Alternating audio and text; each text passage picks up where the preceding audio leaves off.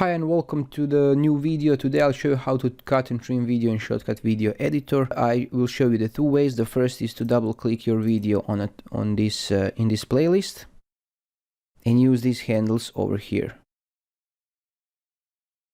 And now just drag and drop the trimmed video to the timeline. The second way is to trim it while it's in a timeline. So just hover over the ending of your video clip and just trim it like this. You can move it like this and trim it and move it around. Okay, this is how you trim the video. Now let's cut the middle part, for example. Position your playhead where you want to split. Click over here, split at playhead, or a shortcut S on your keyboard. Move your playhead and press again S. And now click the middle part and hit delete on your keyboard and it will be deleted. Also you can split again in two.